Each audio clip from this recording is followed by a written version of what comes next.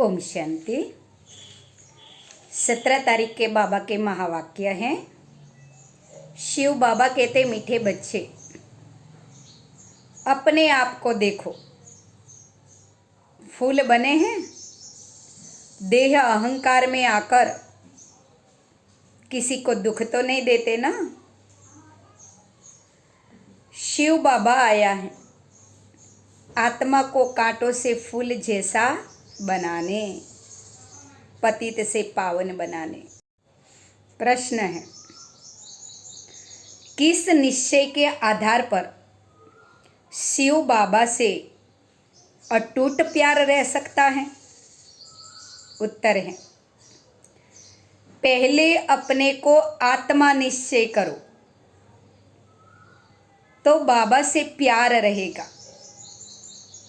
यह भी अटूट निश्चय होना चाहिए कि निराकार शिव बाबा ब्रह्मा तन में विराजमान है, वह हमें पढ़ा रहे हैं। जब यह निश्चय पक्का हो जाए, मैं आत्मा हूँ, शिव परमात्मा है, ब्रह्मा के तन द्वारा मुझे ज्ञान सुना रहे हैं, पढ़ा रहे हैं, यह निश्चय जो पक्का हो जाएगा तो सारा दिन बाबा की याद रहेगी।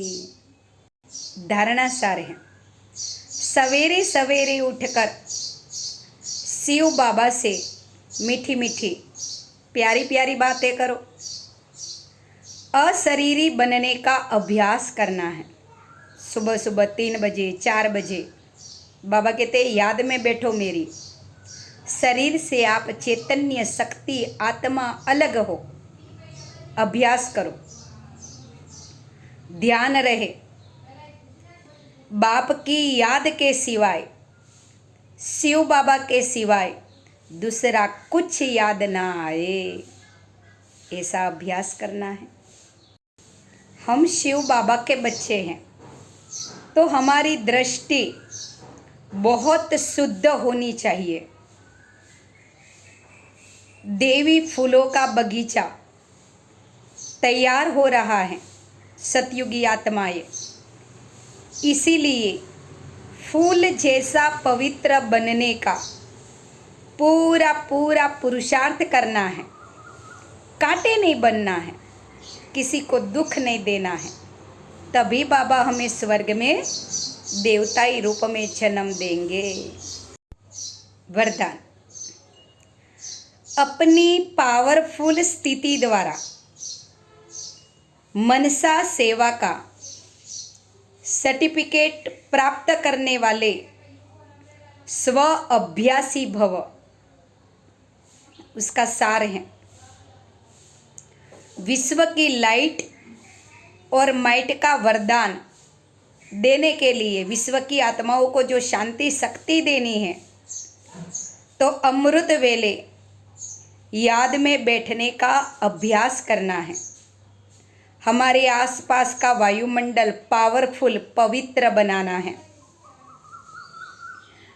लास्ट समय में मनसा द्वारा ही नज़र से निहाल कर सकेंगे आत्माओं को।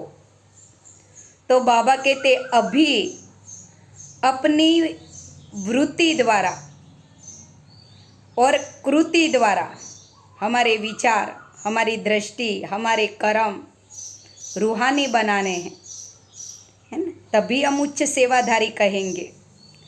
अपनी श्रेष्ठ वृत्ति से सबको समर्थ बनाना। जब ऐसा लाइट माइट देने का अभ्यास हो, तब निर्विघ्न वायुमंडल बना सकेंगे और यह किला मजबूत हो जाएगा, जिससे माया नहीं आएगी। तो क्या करना है? अमृत वेले हमारी दृष्टि, वृत्ति, कृति श्रेष्ठ बने, इसका अभ्यास करना है। बाबा से शक्ति लेनी है, आत्मा को पवित्र बनाना है।